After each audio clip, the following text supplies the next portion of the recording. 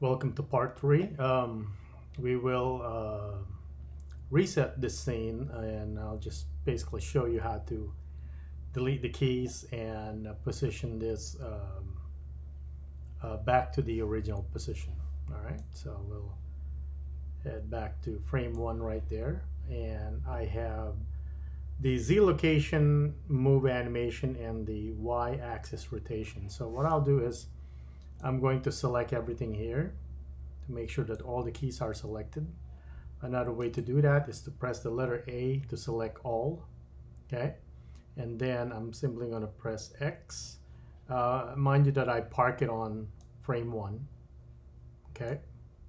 Because if you delete any of this in the middle of a animation like that, it will be frozen in time, kind of like that. So we want this going all the way back to the beginning on frame 1, selecting all the keys by pressing A, double A if you want to deselect, single click of A will select everything. Press X, delete keyframes. So once I press the space bar, it's back to 0, 0 as if it's the beginning. Okay, so for this lesson, we're just going to take a look at the graph editor. All right, so something new. I'll extend my animation now to, let's say, 200 frames. Okay, so I will middle click drag this, scroll the mouse, middle click drag, just kind of center that. All right, so I could see from 1 to 200 frames in my timeline, and we're ready to animate this. Okay, again, we're still using the same gizmo empty helper to animate everything. Okay, basically the alien, the eyeball of the alien is parented to the body of the alien, and then the alien here is parented to the gizmo right here, and then the spaceship is parented to the gizmo. Okay, parenting is basically linking. All right, we'll have a lesson on that most likely in part 4 or part 5. All right, the reason for that is we do want to have independence here. So what's happening is that we are not seeing our rotation. I mean, we have rotation for the spaceship like what we did before, okay, but we do want this to rotate independent, right? So the spaceship can rotate on its own. So because if we rotate this like so, the alien then if the alien is linked to the spaceship, then it will start turning also. We don't want that. We want the spaceship to be spinning later on, and the alien right here, the pilot, to remain kind of looking straight. Okay, so we'll take a look at the graph editor once we have our initial animation. Okay, so let's I'm gonna hit tilde. Oop. Go to the front. Okay, and then I will scroll here to kind of zoom so we could see. I'm gonna go to our move tool right here.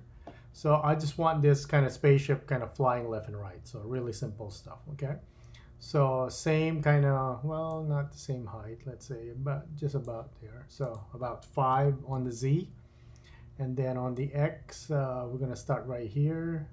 So I'm just kind of making sure that I'm not off the frame right here. So that would be minus, let's go with -8. Okay, and then we'll do +8 on the animation going this way. Okay, so all right, so that's our starting position.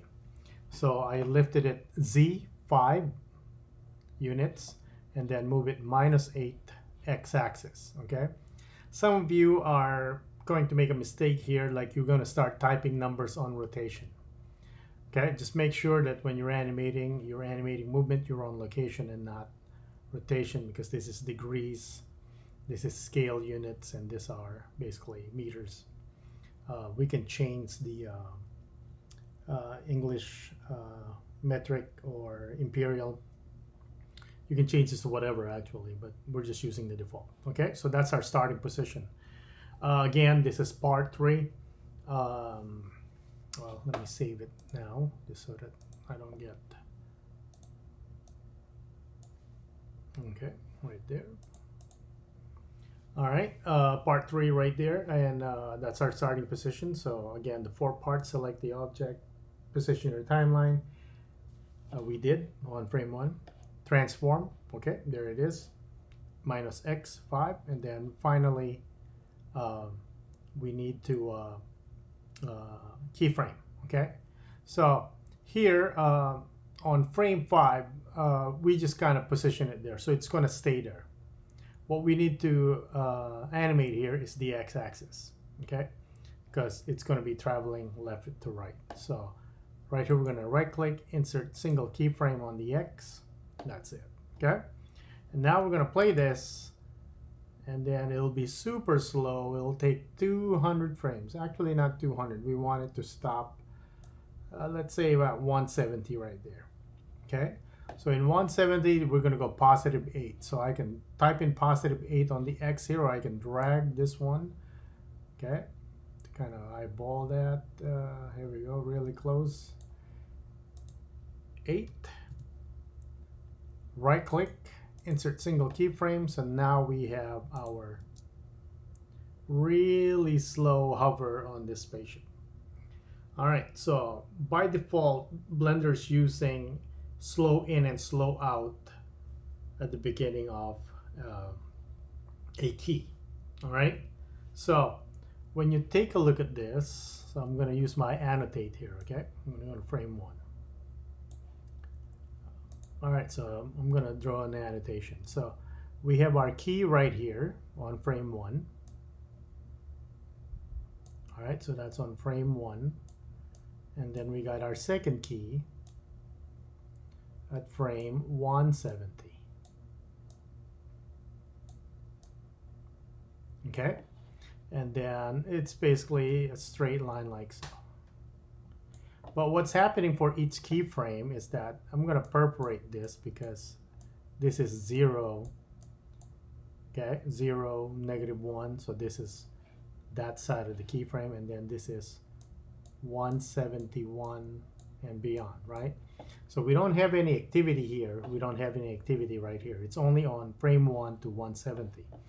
But in reality, this is basically divided into 2. Okay? So there is an in part activity, basically before the keyframe, and after the keyframe, which is out. Okay? So let's just have this temporary perforated line right here separating frame 1 and frame 170. So the activity here on out goes all the way halfway between the two, right? So 170 will have an in and then an out also. However, since we don't have any keyframe, we don't have any activity past 170, it has no out. So this is basically grayed out. Same thing with in. We don't have any activity before 1. This is grayed out as well. Okay? However, there is basically your spacing, so what we call it in animation. Okay? What is the interpolation is the other wording for it. Or to put it in layman's term, what is the characteristics or behavior? Okay? So by default, Blender uses slow in and slow out for each keyframe. Whenever you keyframe without altering the preferences in Blender, without, okay, that Bezier right there, without changing this, Bezier gives you slow in and slow out, the default interpolation, because you can change that. Okay, without changing the default Bezier or slow in, slow out principle of animation, each keyframe will behave with a slow in and a slow out, a slow in and a slow out. So what's going to happen is that when we play this, as you can see, it's slow. It starts up really slow and it picks up a little bit of speed, and then very slowly it stops. Okay, even though it picks up a little bit of speed somewhere in the middle around here, it's not very fast because it is a slow animation. You know, it's 170. Okay, and of course you already seen on part 2 that we can edit keyframe. Let's say if I select those keyframe on 170, press G or move tool and move this to 80, that will make it faster, right? So I mean, it will just travel faster. So it's all about timing. Okay, so I'm going to click undo, put that back. Okay, so what we're talking about here is what we call spacing or interpolation. Okay, so it starts right here really slow. As you can see, it barely moves in location. Okay, so we're on frame 20 here. Look, it's still -7.4, so it only moved 0.6 of a unit. Okay, and then here it kind of picks up a bit. As you can see, it's moving along a lot faster, and then before it ends, it slows down. This is simply because it has a slow in and a slow out behavior. That's what's happening. Okay, so now let's take a look at that and how we change that using the graph editor. So in Blender, I'm going to switch back to my I'm going to leave it here. Hopefully it's not too very clutterish. You can always watch it here. In Blender, we can change any of this window. I mean, this one I can change to the dope sheet if I want to. Okay, put it back to a 3D viewport. So you can change it to anything. Here we got to switch this. We're just going to flip, or let's add a window. Okay, so I'm going to position my cursor right here. You don't need to do this. You can actually change this one to the graph editor like so. Okay, but for our demo, I think it would be better if we were watching this in dope sheet and have a graph editor at the same time. So I'm going to right click here on this horizontal bar, add a horizontal split, move my mouse up. Okay, and then I have another window, the same as this. Okay, I'm going to resize this one, and I'm going to change this one to the graph editor. Okay, so the graph editor, I'm going to press A here to select everything. The graph editor is a representation of the two keyframes and their function curves. You could see right here the function curve. Okay, and what's happening is that, let me lower this, get more space. Okay, so this represents whenever it kind of dips right here like a U, and the opposite of that, this is a slow function curve. Okay, and then also slow. So by changing those function curves, we can change the interpolation or the spacing or behavior. Spacing simply means the speed in which it takes off. Okay, layman's term. So when you pack in the spacing, then you have a slow movement. When you space out the spacing, then you have a fast movement. That's all. Okay, so in order for us to understand this first is that let's make this thing linear. Okay, so you can see if I press space here, we could visually tell it's a slow start and then a slow end. What if we make this mechanical? Okay, what if we make this straight line right here, I mean a slanted straight line, so that there's no slow movement? Okay, to do that, it's quite easy. You grab one of the handles, select it, grab the handle right here, okay, and then press G. Then you can manually make this thing look like a straight slanted line, and it will change the behavior of this. So now there's no slow, it's just constant speed like a machine. So if we watch this, you can tell that the spaceship is just moving along left to right in equal speed. Okay, actually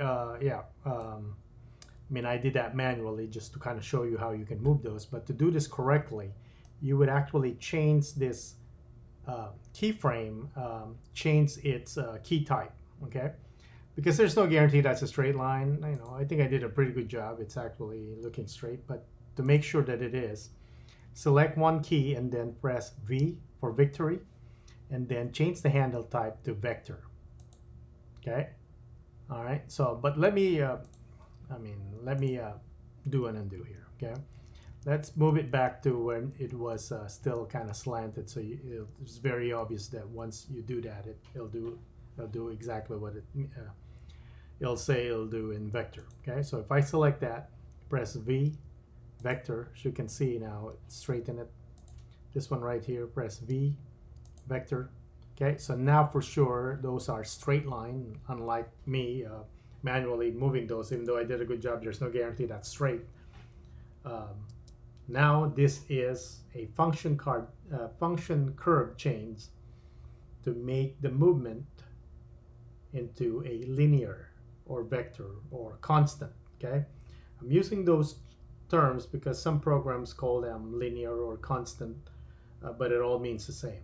Constant speed, the same speed throughout. Basically, we took out the principle of animation, slow in and slow out. All right. Now let's change that again.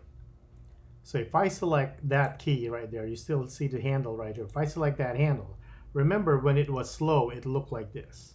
So if you want it to go fast at the beginning, simply reverse the function curve. So instead of it dropping like a U, you would move it up like so that it looks like the opposite of that. So watch the spacing now.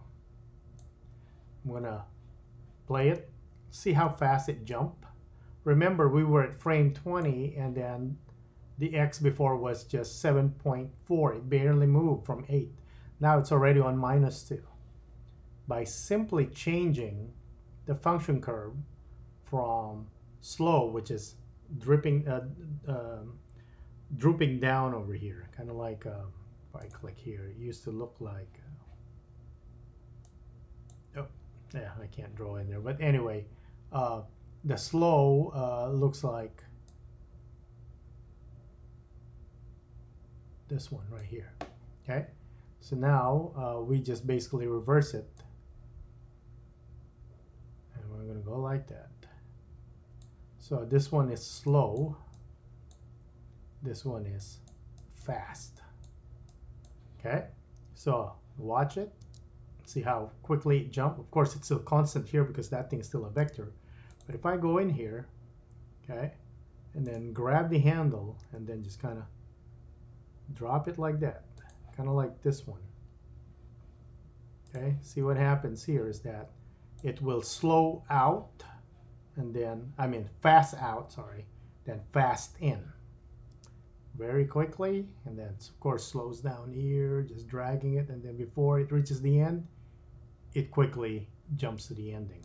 Okay, so this is how we can change the behavior of each keyframe, okay, to make it move the way you need to move it. Because if you don't change your function curve or your spacing, you will always default to the Bezier, which is slow in and out. I would say more than 50%, that's probably what you're going to need on basic animation. But there's some movements where you just have to change that, otherwise you have this really floaty slow animation from the beginning and end. Okay, kind of like bouncing a ball. If you don't change when a ball bounces up, that's a fast motion. Imagine if you don't change that fast motion from the slow out motion, you will never get a bounce ball look. It looks like it's hovering in space. Okay, so now to kind of recap, we still have our dope sheet right here. Okay, but we just first change our function curve now so that you get different looks. So this one is fast, so we can go fast and then super slow. I'm gonna drag this all the way here. All right, you see it? It's almost straight. So this one is gonna go, let's even make this even go faster. I'm gonna go straight on this one like so. Just make sure this thing doesn't curve higher than that point, otherwise you'll have a wobble in your animation. So let's watch this. Look at that takeoff. Super fast. See how fast it took? Remember our 20 frames? it used to be minus 7.4, then became minus 2. Look, and frame 20, it's already on 4. Okay, so that's how quickly it went. And let's take a look.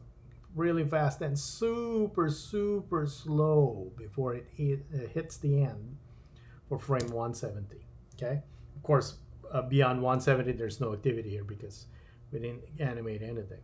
All right, so by just manipulating your function curve, and how do I do that? There's a handle. There's also a handle for the end. It's just that we don't have any animation here, so it's gonna do you no good regardless what you do with this one, because there's no animation before 1, right? Okay, so that will do it like that. Or another way is to select both. Okay, press V as in victory, and then you can change it to vector. It will give you a straight line. Then the behavior then becomes kind of like a machine, constant speed. There is no slow in and slow out. All right, and that concludes our function curve graph editor basic animation lesson.